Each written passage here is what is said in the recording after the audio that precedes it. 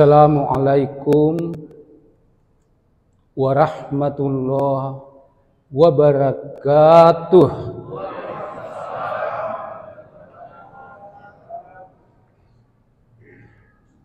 Alhamdulillahilladzi ja'ala syahra ramadana sayyidash syukur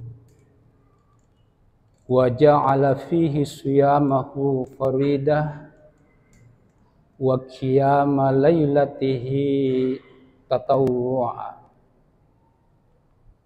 Allahumma salli wa sallim alaihi wa ala alihi wa ashabihi bil inqidha. Hasbunallahu wa ni'mal wakil, ni'mal maula wa ni'man nasir, wa la hawla wa la quwwata illa billah.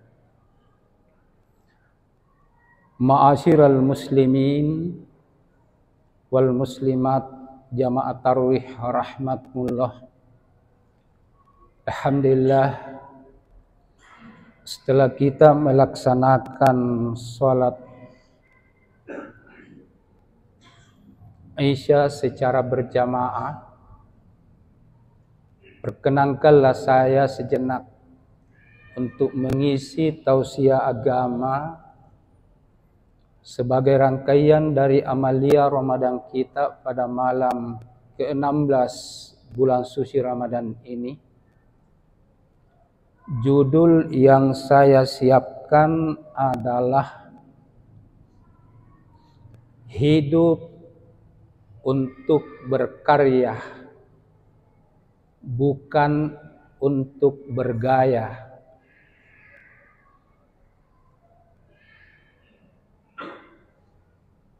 Judul ini saya pilih setelah tadi tadarus Al-Quran sampai ke surah An-Najmi, surat ke-53.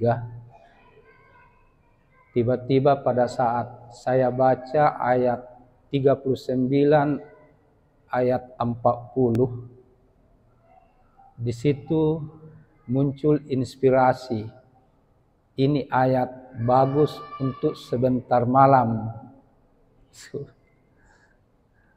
Jadi saya belum tamat, belum khatam satu kali Al-Quran, baru sampai ke surah ke-53.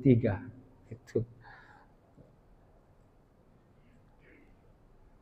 Ayat tersebut berbunyi kurang lebih, A'udzubillahi minasyaitonirrajim. Wa allaysa lil insani illa ma sa'a. Dan bahwasanya bagi manusia tidak memperoleh sesuatu pun dari Tuhannya kecuali dari hasil karyanya sendiri, niat karena Allah. Wa anna sa'yahu sawfa yura. Dan bahwasanya hasil karyanya itu pasti suatu saat dia akan lihat dan akan diperlihatkan. Seperti itu terjemahannya barangkali. Yang paling terakhir itu menggelitik. Sampai-sampai Ibnu Mas'ud tanya Rasulullah, ma makna sawfa yura ya Rasulullah? Apa maknanya? Dan pasti akan diperlihatkan. Rasulullah menjelaskan ke Ibnu Mas'ud, ya Ibnu Mas'ud,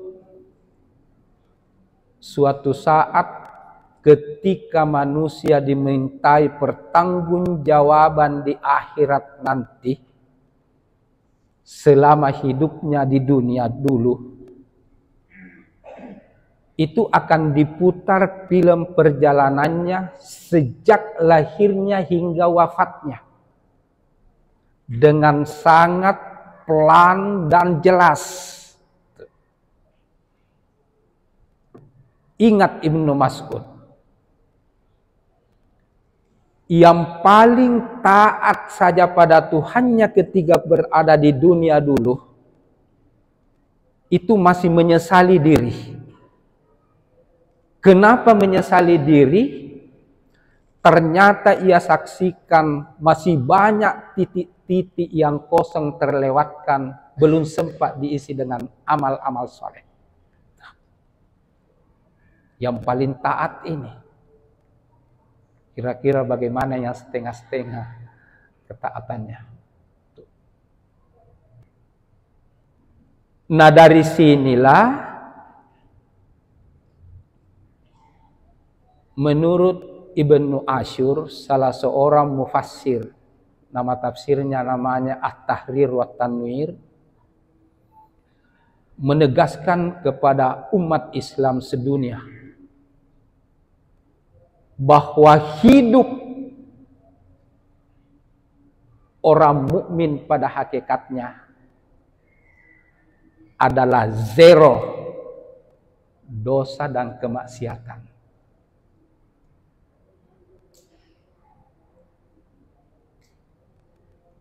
Tapi karena dosa adalah manusiawi,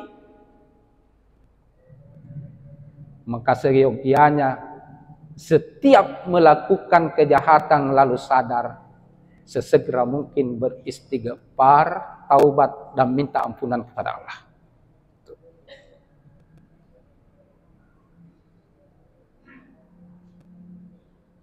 Nah, karena itulah pada ceramah ke-16 ini ada dua target yang saya mau sampaikan kepada jamaah. Yang pertama, mari kita jadikan momentum terbaik dengan kehadiran Ramadan ini untuk memprogramkan pertama, zero dosa dan kemaksiatan dalam hidup. Yang kedua, jadikan momentum untuk melatih diri, mendidik diri, bagaimana agar ibadah-ibadah tertentu ke depan dijadikan tradisi, bahkan menjadi budaya dalam hidup kita. Itu.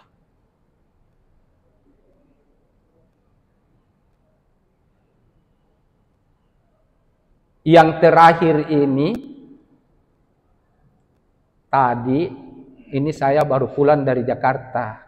Ini membicarakan tentang penentuan kelulusan mahasiswa untuk jalur nasional SPAN UMPTKIN. Jadi makanya saya agak terlambat sedikit dari bandara langsung ke sini. Di Jakarta tadi waktu mau pulang, tiba-tiba ada teman yang sampaikan saya, Prof, ada temannya sementara baring di rumah sakit Pertamina. Katanya sangat dekat beliau dengan Anda. Dia stroke. Seluruh badannya sudah lumpuh, tidak berdaya lagi. Kecuali matanya katanya masih berkedip-kedip dan terkadang keluar bahasa terpatah-patah. Saya ke sana tengok. Begitu dia lihat saya langsung menangis. Saya bercanda, Prof, karena profesor dan hafiz Al-Quran. Saya ini umur saya ini sudah 63 tahun, baru kali ini saya lihat profesor yang menangis. Lalu dia bilang pada saya, begitu saya lihat Pak Prof, yang tergambar di benak saya itu mau saya bilang begini. Mengapa saya menangis? Yang saya renungkan itu selama ini sebelum jatuh sakit ini. Karena baru kali ini dia sakit beliau. Yang namanya salat duha itu sudah 43 tahun tidak pernah dia tinggalkan. yang namanya salat jamaah fardu di masjid itu sudah 38 tahun tidak pernah alpah. Itu. Dia memang usahakan.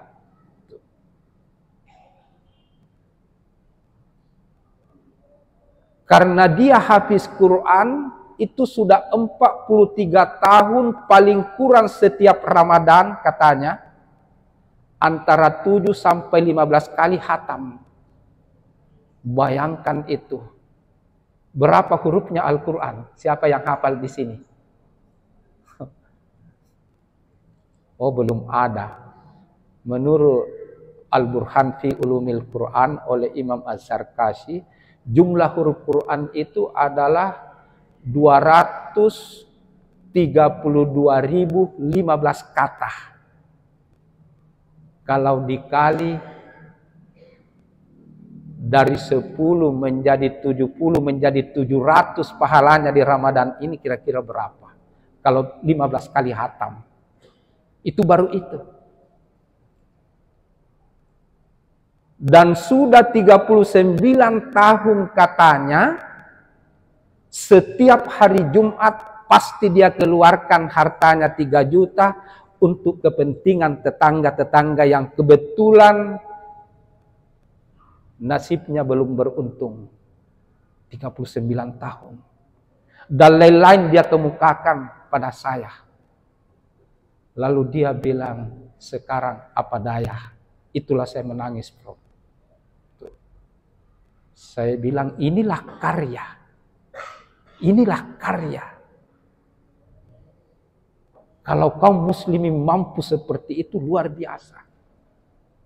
Lalu saya bilang sama beliau, apa Pak Prof masih mampu bacakan saya surah At-Tin ayat 6? Ternyata masih bisa.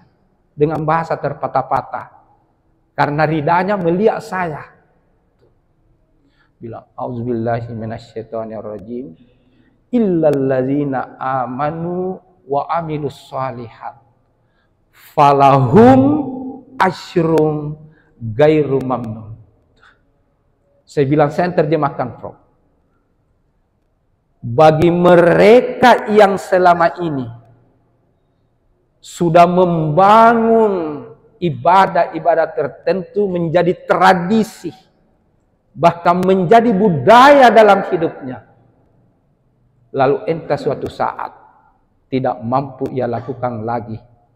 Mungkin karena sakit, atau mungkin karena sudah lansia. Apa kata Allah? Gairu mamnun. Pahala-pahalanya walaupun tidak mampu ia lakukan lagi, selama hidupnya tetap mengalir padanya. Tiba-tiba terbelalak matanya seperti 50% sehat. Seluruh badannya sudah mampu goyang. Istrinya bilang sama saya, terima kasih Prof. Engkau ingatkan beliau dan berbahagia ketika dengar itu. Ini target yang saya mau sampaikan. Pertama, mari dari sisa-sisa Ramadan ini kita jadikan momentum benar-benar untuk mendiklat diri kita. Karena Ramadan ini hanya bulan diklat khusus orang mukmin. Mendidik dan melatih. Yang pertama, bagaimana agar satu bulan ini benar-benar